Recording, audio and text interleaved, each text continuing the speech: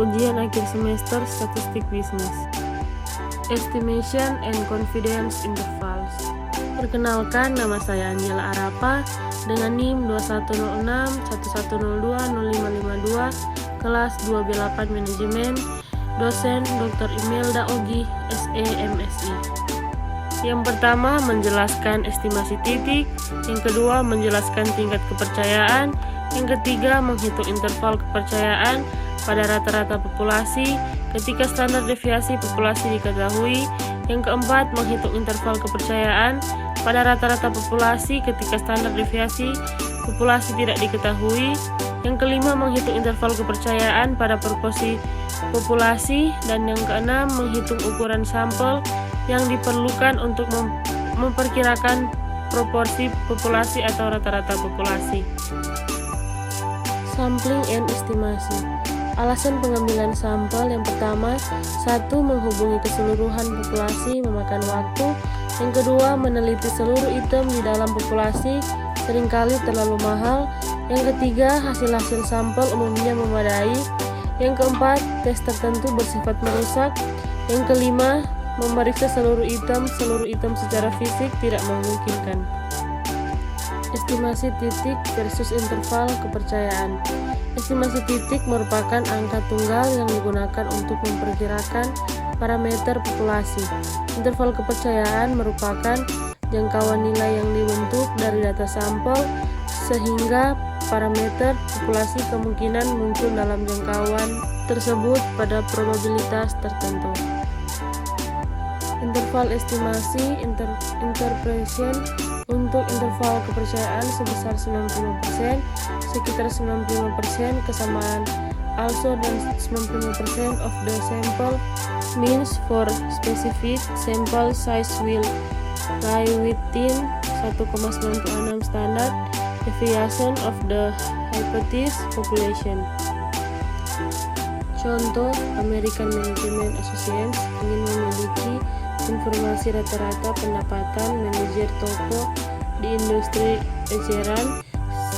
Sampel acak 256 manajer menyatakan rata-rata sampel 45,420 $.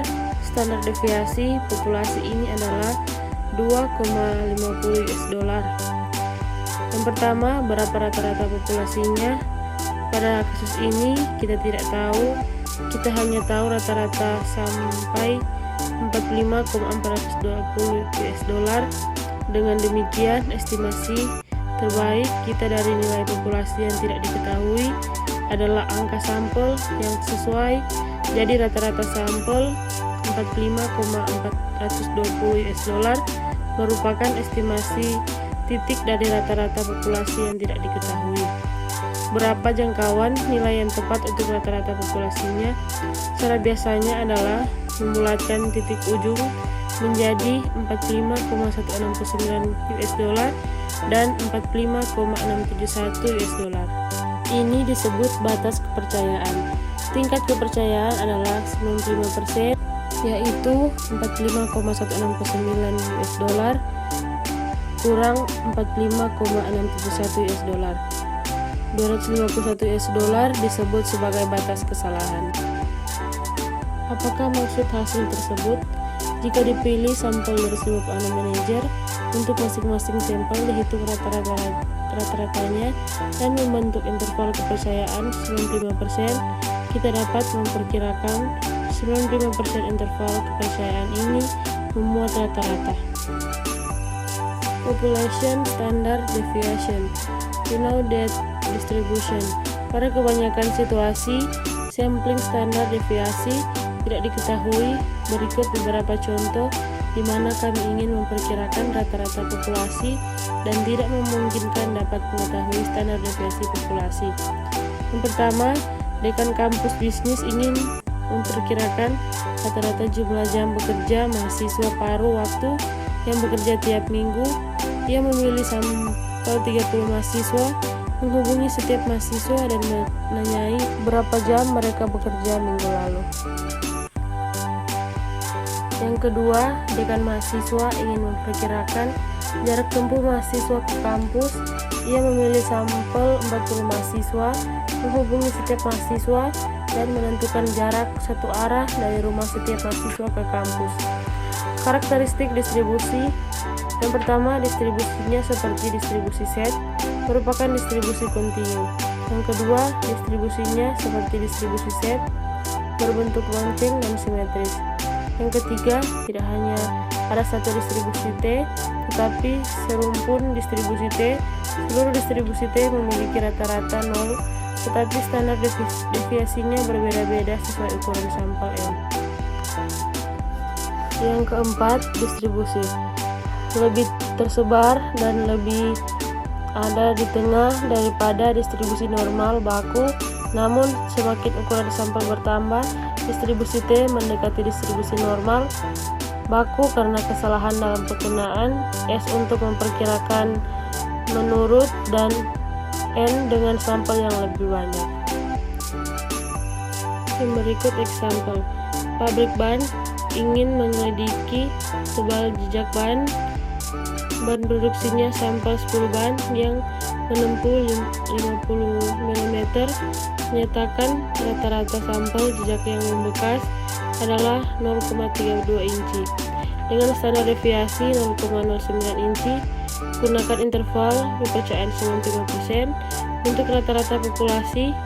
Apakah tepat bagi pabrik untuk menyimpulkan bahwa setelah 50.000 mil, rata-rata populasi jumlah jejak yang membekas adalah 0,03 inci? Ilustrasi skala pengukuran rasio. Yang pertama, Direktur Pelayaran Karir di Southern Technical Institute melaporkan bahwa 80% lulusannya masuk ke bursa kerja pada jabatan yang berhubungan dengan bidang studinya. Yang kedua, perwakilan perusahaan menyatakan bahwa 45% penjualan Burger King dilakukan melalui drive-thru. Dan yang ketiga, survei rumah-rumah di Chicago menunjukkan bahwa 85% bangunan memiliki ventilasi udara terpusat. Dan yang keempat, survei terkini mengenai pria yang menikah di antara usia 35 dan 50 tahun menemukan bahwa 63% merasa bahwa kedua pasangan seharusnya mencari nafkah. Untuk membuat tingkat kepercayaan terhadap proporsi, kita perlu memenuhi asumsi berikut. Yang pertama, kondisi binomial telah terpenuhi. Kondisi tersebut antara lain: A. Data sampel merupakan hasil perhitungan. B. Hanya terdapat dua kemungkinan hasil. C. Probabilitas keberhasilan tetap sama dari satu percobaan ke percobaan berikutnya. D. Percobaan-percobaan saling beda. Ini berarti hasil pada suatu percobaan tidak mempengaruhi hasil percobaan lainnya. 2. Nilai N dan nilai 1 kurang N seharusnya lebih besar atau sama dengan 5. Kondisi ini memungkinkan kita untuk menggunakan teorema limit tengah dan menerapkan distribusi normal baku, yakni set koma untuk mencapai suatu interval kemungkinan. Example. Serikat Perwakilan Bottle Blowers of America sedang mempertimbangkan proposal untuk bergabung dengan Serikat Teamsters. Menurut anggaran rumah tangga Serikat BBA, sedikitnya 3/4 anggota serikat harus menyetujui merger apapun. Sampel acak 2000 anggota BBA saat ini menunjukkan bahwa 1.600 diantaranya akan menyetujui proposal merger tersebut. Berapa estimasi proporsi dan populasinya? Gunakan interval kepercayaan 95% dengan mendasarkan keputusan Anda pada informasi sampel ini. Dapatkah Anda mengambil kesimpulan bahwa terdapat cukup proporsi dari populasi yang mendukung merger? Mengapa? Sekian materi dari saya. Mohon maaf jika ada kesalahan kata. Terima kasih.